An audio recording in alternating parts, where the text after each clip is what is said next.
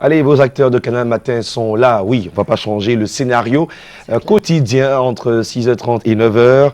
Et aussi saluer tous nos correspondants en permanence qui nous nourrissent de temps en temps avec de beaux éléments. Par exemple, Ambroise Foguet, que vous adorez et qui est né aujourd'hui.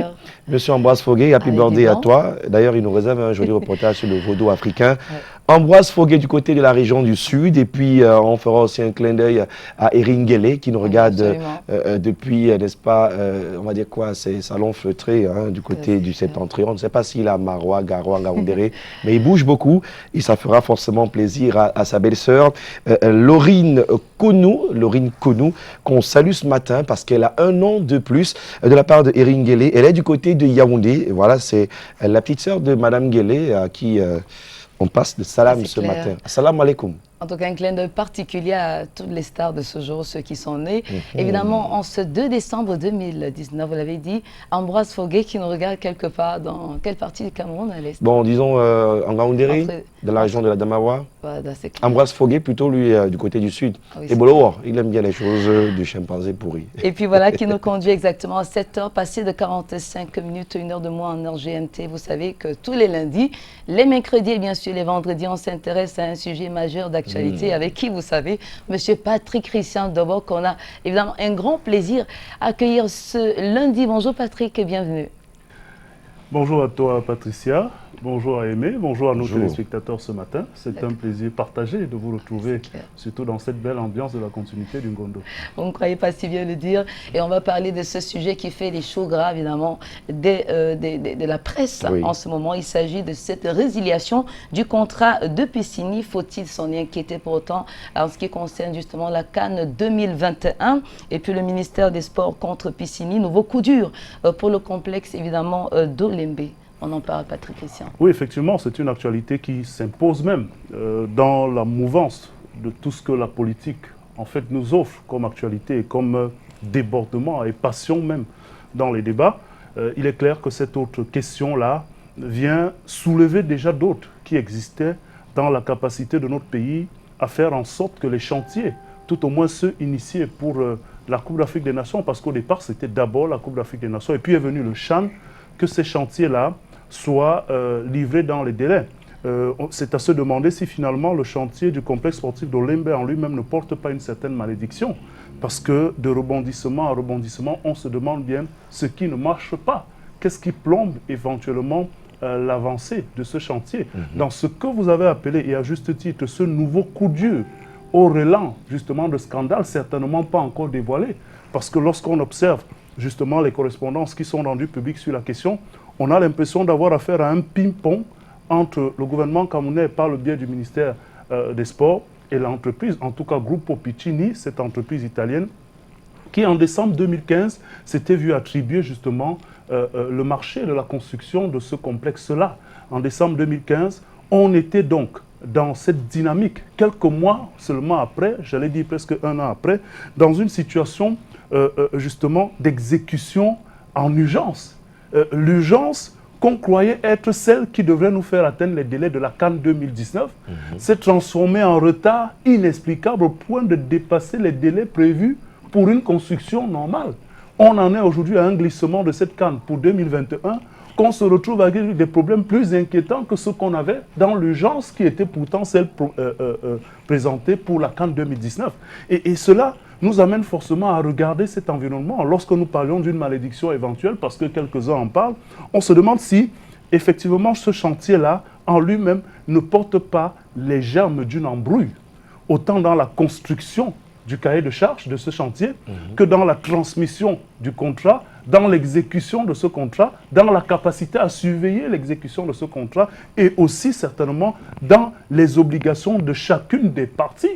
Parce qu'aujourd'hui, le ministère, dans sa sortie qui justifie cette décision sur instruction du secrétariat général de la présidence de la République par un abandon de chantier, un non-respect des causes contractuelles, le non-paiement des salaires, la sous-traitance, il y a d'autres griefs, mais celles-là citées ici sont déjà suffisamment graves pour se demander, mais comment en est-on arrivé à une situation aussi grave en laissant le pourrissement prendre corps? Certains, en observant cette situation, se disent que c'est devenu une spécialité chez nous.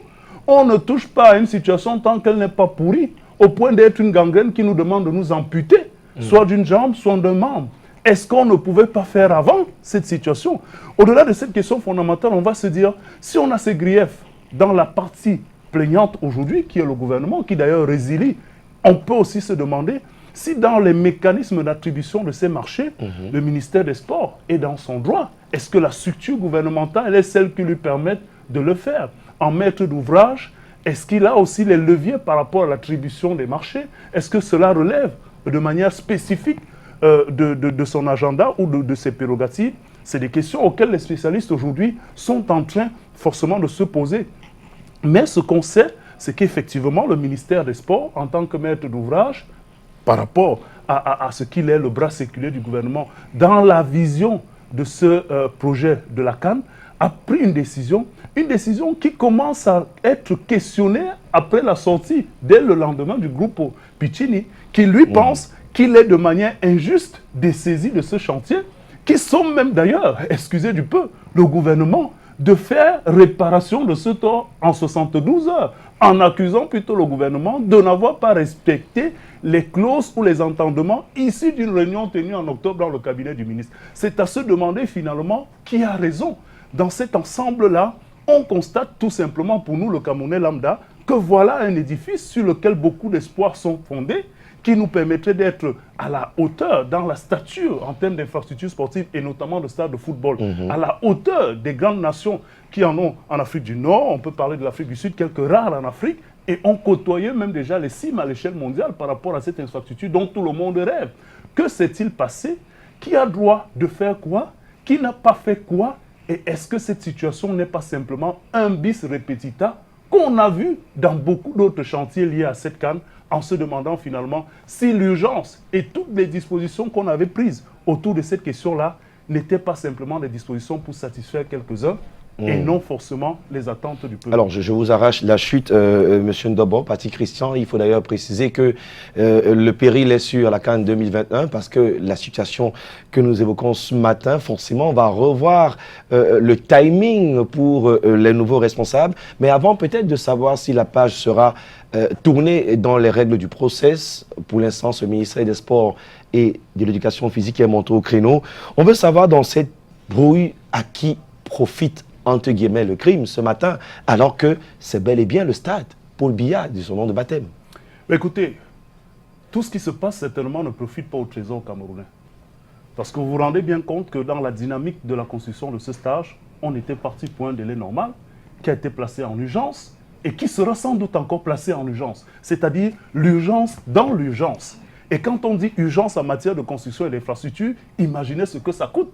Est-ce que nous avons besoin de nous imposer ce type d'urgence qui vont greffer, creuser davantage notre trésor, déjà en mal avec les situations sécuritaires et toutes les exigences, alors que nous aurions pu le faire de façon méthodique, avec plus de rigueur, pour atteindre le résultat, et peut-être avec des coûts allégés.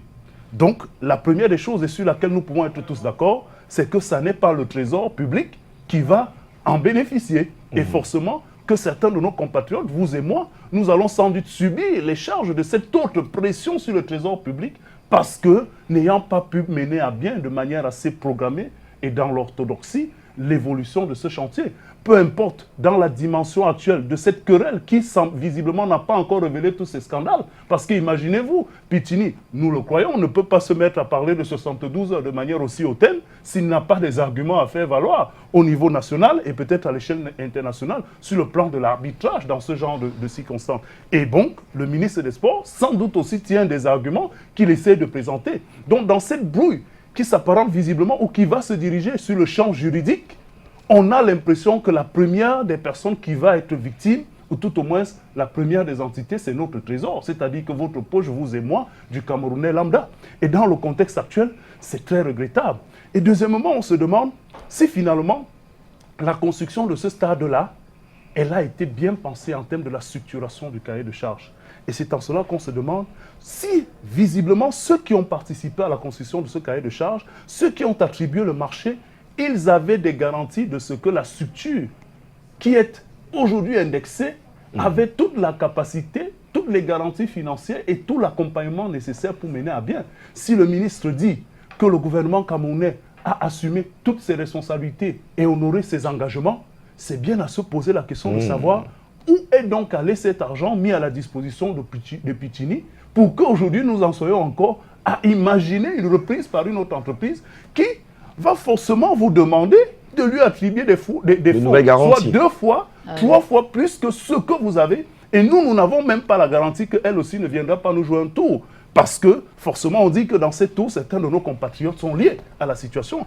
Imaginez-vous, pour 10 km de route, on avait vu des dégâts ici et des débats sur 10 km de route, notamment la pénétrante est de Douala, où certains avaient estimé qu'il y avait eu surfacturation sur le kilométrage. Et les explications qui étaient données derrière, même si elles n'ont pas convaincu tout le monde, avaient une certaine logique. Ce que vous pensez construire en 6 mois, lorsque vous demandez à quelqu'un de le construire en 2 mois, il peut vous donner un tarif qui vaut 5 à 10 fois ce qui était prévu. Et donc, forcément, c'est à se demander à qui profite cette démarche et ce type de démarche. On a eu le cas avec d'autres chantiers.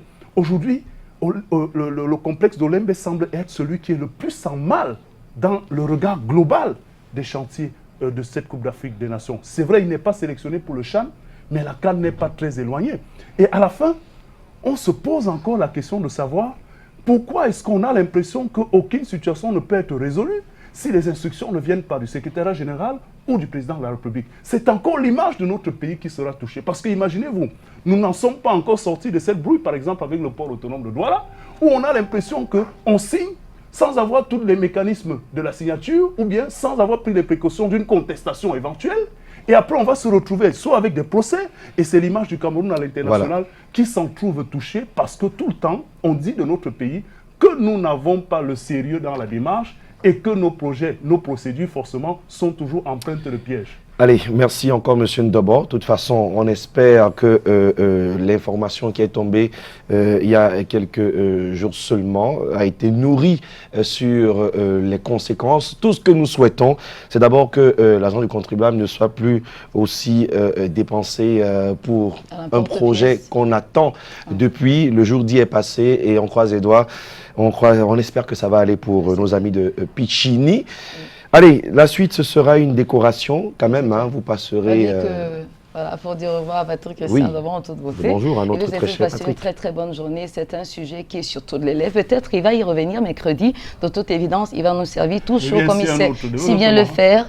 Un fait d'actualité important mercredi prochain, Patrick Christian Ndobo. On vous souhaite tout le bonheur du monde. Si vous croisez des Viviane, des Aurélie, des Bibiane, dites-leur des choses... sympathiques. J'en manquerai pas. Elles sont à l'honneur aujourd'hui. Voilà. Allez, merci. Allons faire un tour dans la capsule Madeco. Aurélie est parmi? Aurélie. Aurélie Bernadette, on l'appelle Chocolat. D'accord. Très, très, très charmante.